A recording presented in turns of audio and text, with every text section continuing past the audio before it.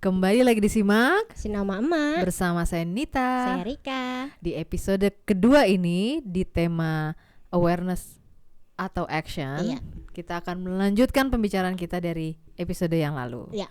Dan hari ini kita kan kemarin sudah ngobrolin ada 2 powerful message tuh, Bu. Iya. Sekarang mau kita agak lebarin lagi kali ya. Oke. Dan konteksnya mungkin kali ini dalam berinteraksi dengan sesama individu gitu. Ya. Misalnya pasangan atau apa. Nah, kemarin kan kita ngomong highlightnya kan ada 2 nih. Kalau memasukkan aku dalam alasan itu dalam tindakan itu sebuah kesadaran yang Ya. itu menjadi sebuah kesadaran. Betul. Terus yang satu lagi apa ya? Oh, bertindak dengan sadar. Bertindak dengan sadar. Oke. Nah, dalam sebuah hubungan kadang-kadang kan ada orang yang bilang gini, misalnya kita mengkomunikasikan nih, Bo, lo tuh orangnya kurang ini deh, kurang A B C D. Kurang apa aku? Ya kan, itu dia nggak sadar, Bo. Iya, nggak sadar. Nah, itu kan artinya gue membawa ini ke dalam kesadaran lo. Ya. Bahwa misalnya lo kok kurang ramah ya gitu misalnya. Terus lo ada orang yang bilang gini, gue memang gini dari pabrikannya. Gitu ya. Gitu. Nah, ada sih benar-benar. ada kan orang yang begitu kan. Ada. Maksudnya kita bukan komplain, bukan apa, tapi kita tadi bahasanya halus sekali ya, membawa ke atas kesadaran gitu, bahwa menyadarkan bahwa lo tuh kok A B C D karena ini berdampak pada D E F gue. Gitu. Tapi terus orang itu terus menjawab, ya gue begini dari lahir, agak susah gitu.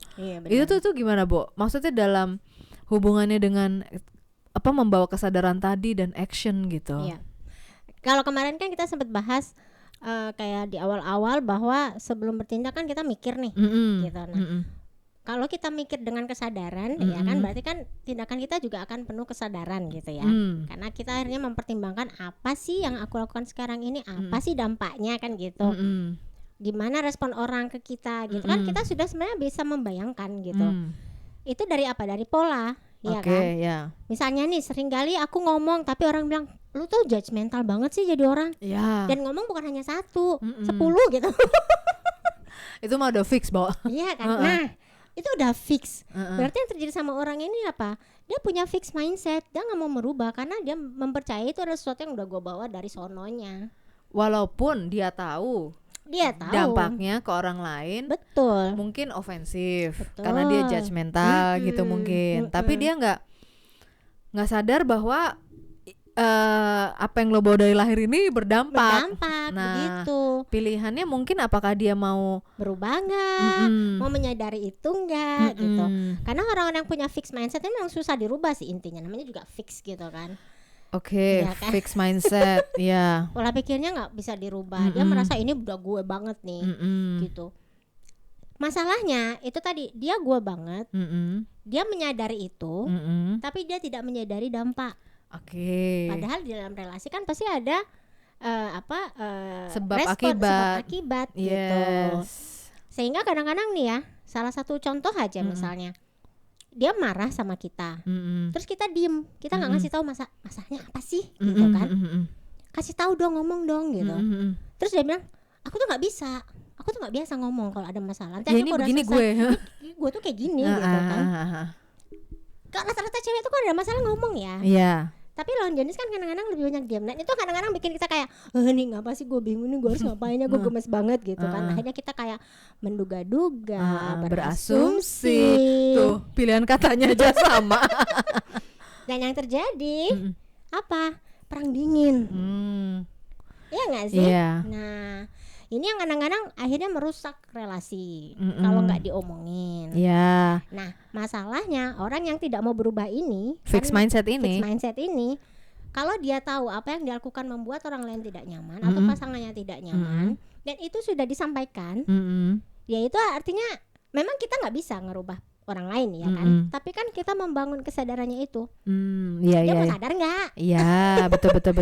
Kalau dia mau sadar, dia mau berubah. Nah, itu berarti orang ini sudah dalam proses yang kita sebut dengan growth mindset. Dia sudah mau berubah, bertumbuh, berpikir, mengevaluasi. Karena dia punya keinginan ingin melanjutkan sebuah hubungan misalnya, memperbaiki. Iya. Dan itu tadi sebenarnya kan nggak penting apa yang kamu katakan, tapi how you make me feel. Yes. Bagaimana kamu membuat aku merasa. Ada orang mengatakan aku cinta padamu beribu kali, tapi dia nggak merasa dicintai, gimana dong? Ya karena ngomong doang. Iya sih. Iya, aku mencintaimu sambil nyelipin apa gitu, ya kan? Masih mending akan Sama dengan orang-orang kalau yang sorry itu saya melakukan kekerasan kan bilangnya aku melakukan itu karena aku cinta sama kamu. Tapi yang dia rasakan kan bukan cinta, kekerasan. Iya. Siksaan, verbal abuse. Iya. Gitu. Oh, jadi ini ada dua ya. Ada fixed mindset sama growth mindset. Jadi dan kesadaran pun prosesnya menjadi beberapa langkah nih, Bo.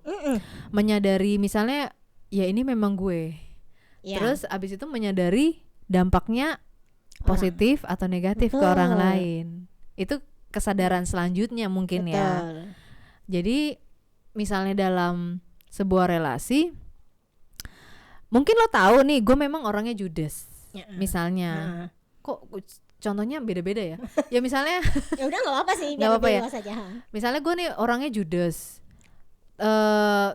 Padahal pasangan kita pengennya kalau ngomong tuh bisa nggak sih nggak usah mukanya tuh agak bisa nggak lebih manis gitu ya lebih kan? manis, nggak usah judes. Soalnya gue manis aja berubah.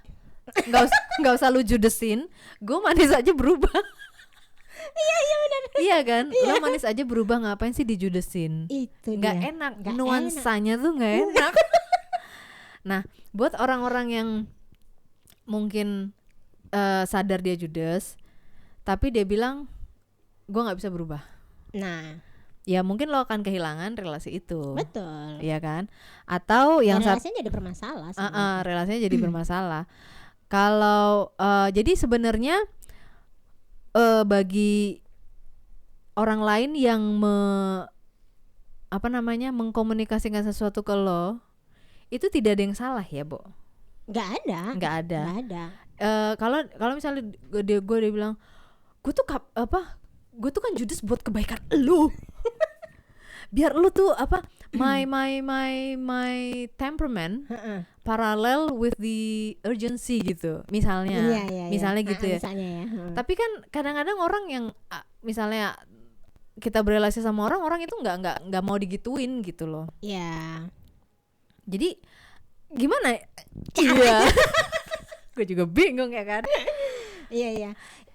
Ini kita kembali ke tema sebelumnya yang orang dikritik gitu loh sebenarnya, ya kan? Iya. Ada hubungannya nih sebenarnya.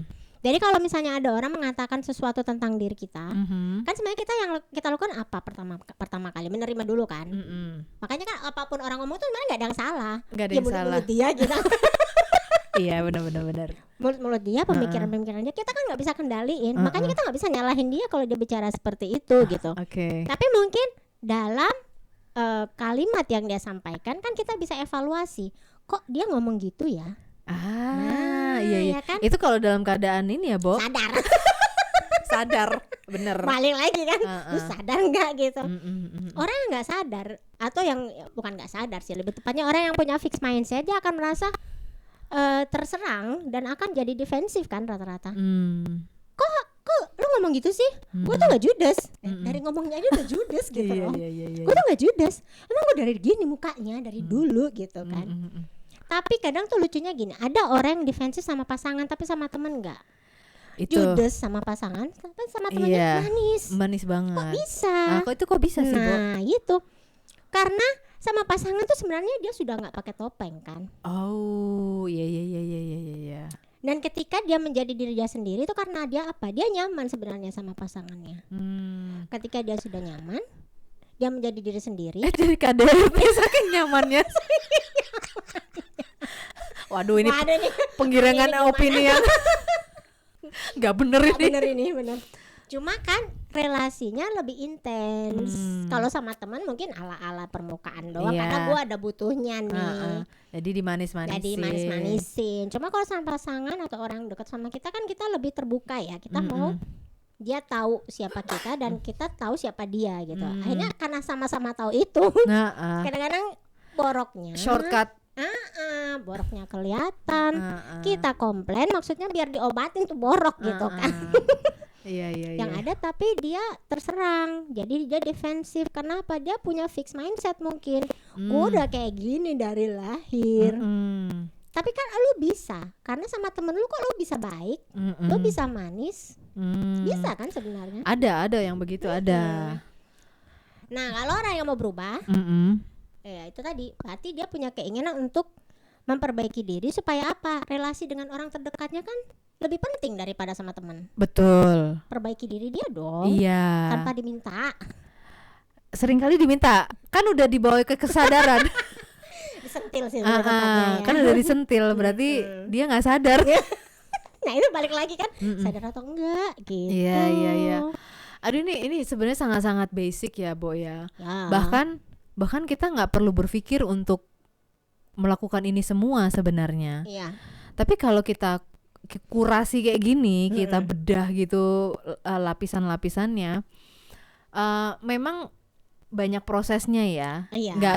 Nggak semudah itu, tapi kita harus obrolin nih supaya gue juga sangat-sangat belajar ini dari obrolan sore hari ini ya kan.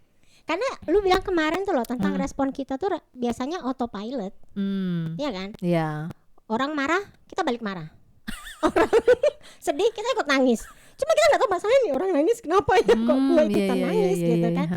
Ada baiknya sebenarnya sebelum kita merespon kan kita sadar dulunya ada apa ya. Pikirin dulu deh gue harus responnya gimana ya.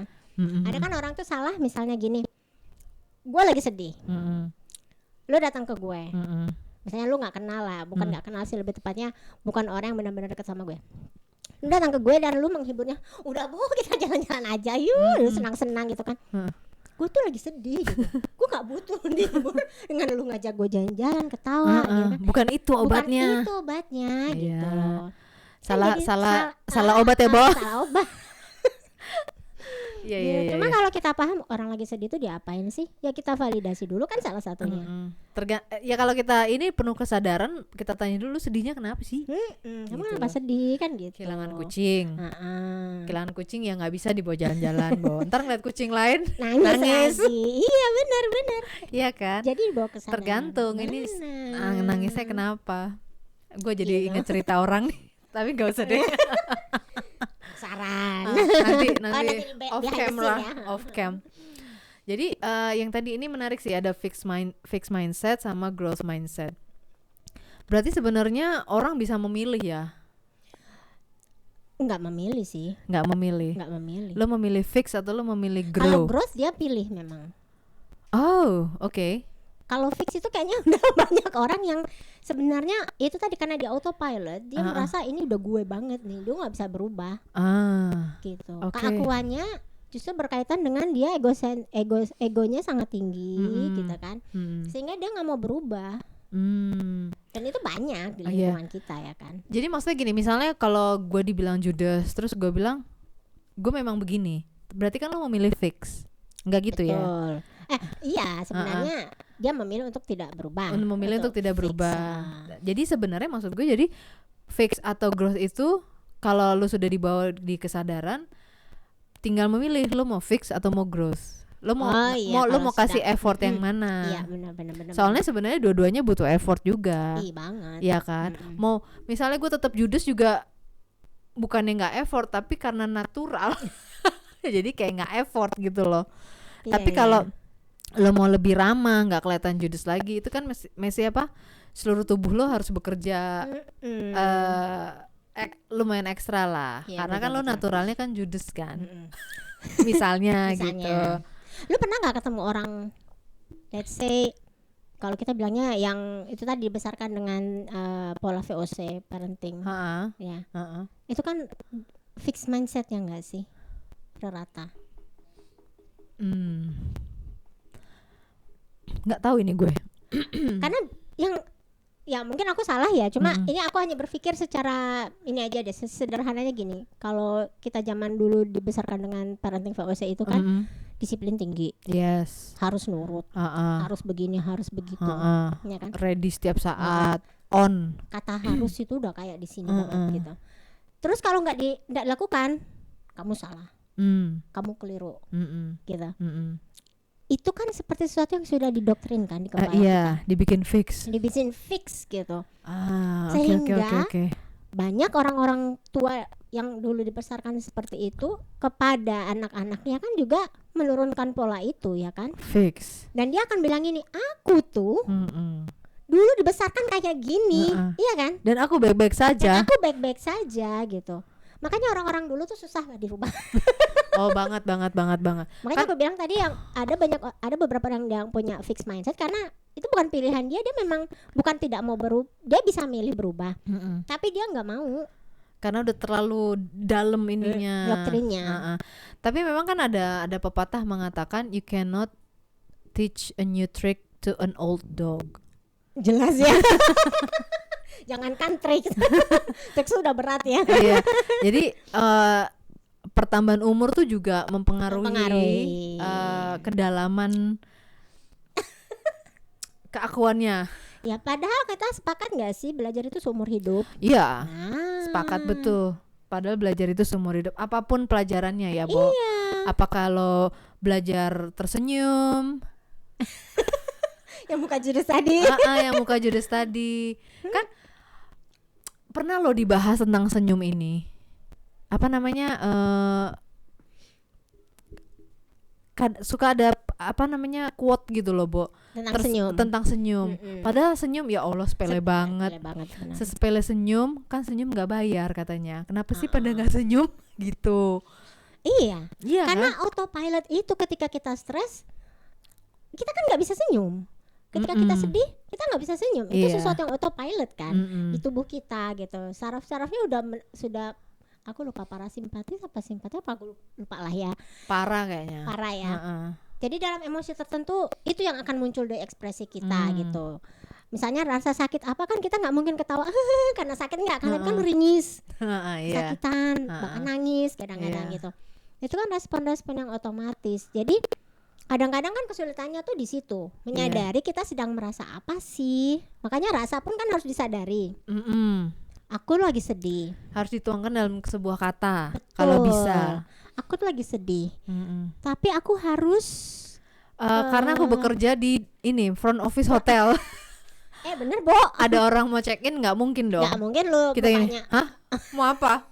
Nggak lihat gue lagi sedih. Nggak ada simpatinya sama sekali. Kan nggak mungkin gitu ya, Bo. Mungkin yang check out langsung. Iya bener. Iya kan. Jadi dengan menyadari itu dia jadi itu tadi. Gue harus profesional misalnya. Atau gue nggak mau nih masalah ini terbawa jadi merusak relasi gue yang sebenarnya tidak ada hubungan sama orang lain. Betul. Atau merusak suasana.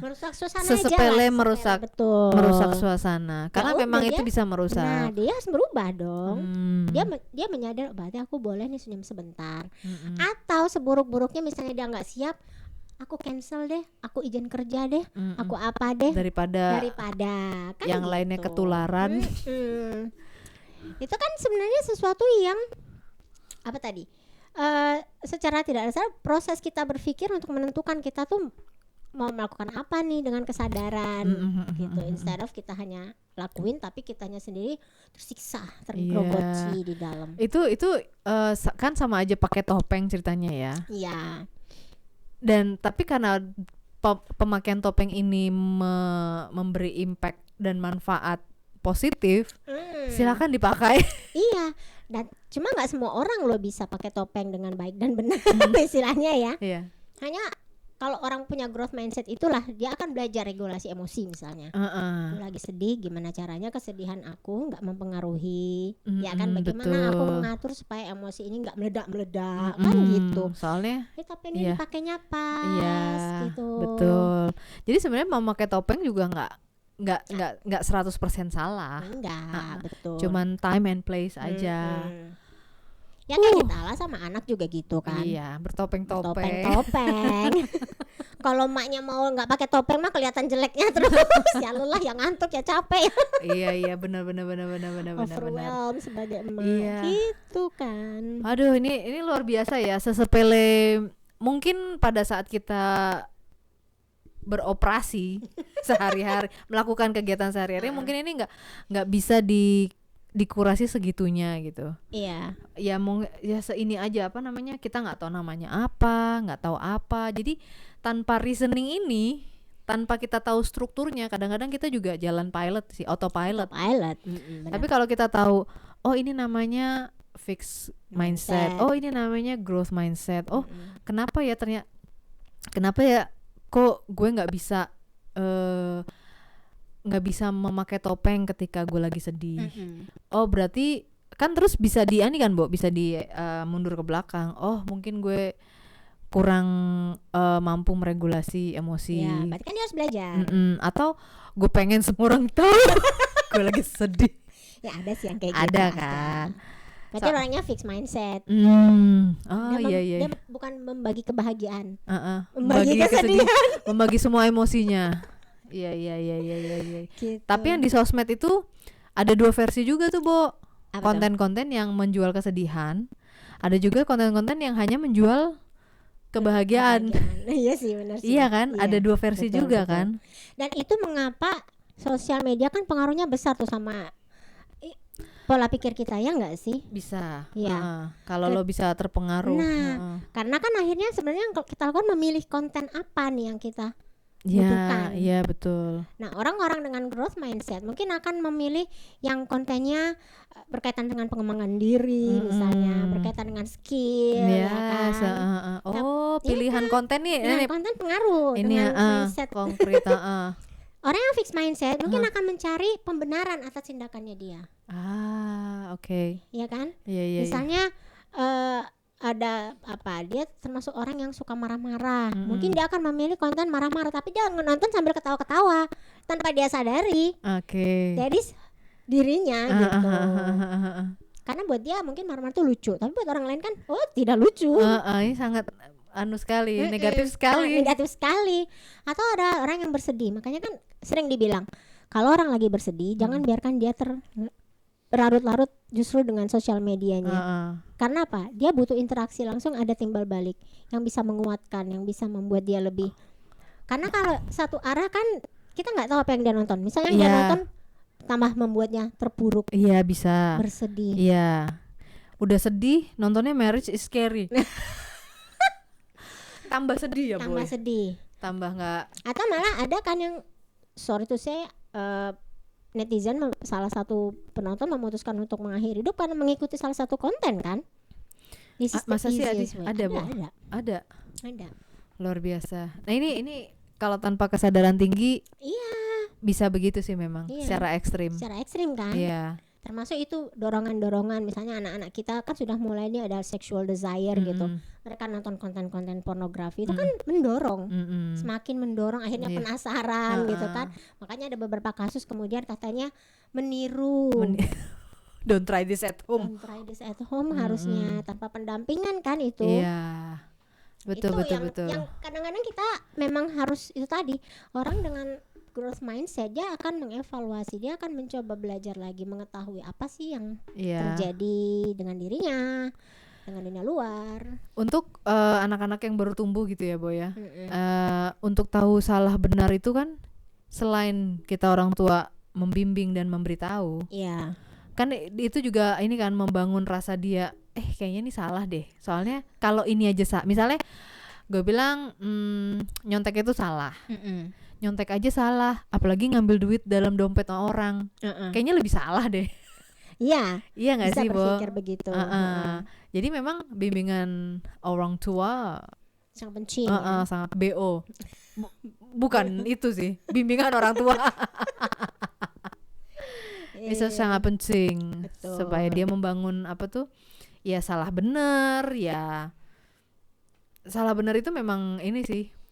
harus ada basicnya clear, gitu. ya, betul. Harus clear, betul. Betul, karena harus clear, harus ada basicnya. Gue setuju sama lo.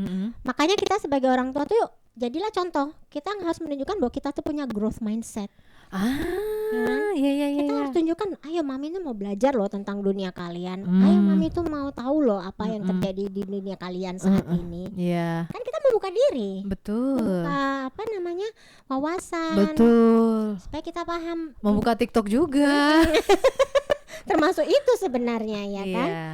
Jadi kalau ada tipe 2 orang tua itu tadi, yang ketika orang tuanya yang punya fixed mindset, dia nggak akan mau masuk ke dunia yang sekarang. Katanya dunia sekarang tuh ribet, salah, anak-anak jadi begini begitu karena internet. Internet disalahin. Iya, padahal dia juga make. Papa emang pakai WA pakai apa? Emak scrolling Shopee pakai apa, ya kan? Jualan di GoFood pakai apa? Ya kan? Iya. Akhirnya mereka itu tidak bisa menjadi role model juga kalau apa yang dikatakan tidak sesuai dengan yang dilakukan. Kelihatan kamu itu orang tua yang fixed mindset. Apapun temanya, orang tuanya yang salah. Tapi menarik, hari ini ketemu teman kita kan ya. Terus kita ngobrol-ngobrol lah. Terus dia bilang gini, dia reasonnya sangat baik ketika dia bilang anak-anak sekarang itu life skillnya rendah ya untuk survive dan sebagainya. Kehilangan wifi aja panik, mati lampu panik gitu-gitu kan. Gak ada makanan kok, kayaknya gampang aja, gak mau masak, gak mau ini, tapi pesen GoFood gitu-gitu kan. Terus anaknya bilang balik lagi, kita ini dilahirin orang tua siapa? Orang tuanya siapa sih? Kan mama. Berarti mama yang ngajarin. Iya juga. Benar, itu tuh benar. Itu benar. Fix ya. Fix benar. Jadi kita berdua tadi langsung bilang iya juga ya. Berarti yang salah siapa ya? Kita udah. Iya benar. Berarti pola kita yang salah. Kalau anaknya lapar suruh GoFood. Pembiasaan. Pembiasaan. Tapi benar kok. Apapun temanya. Orang tuanya yang salah. Kita yang orang dewasa yang harus banyak-banyak evaluasi. Betul. Ini memang kok. Ini ya tampar. Ini gue sengaja bikin acara kayak gini buat menampar diri sendiri aja gitu. Kalau yang tertampar ya nggak apa-apa ya. Kalau you're not alone ini. Betul. Aduh.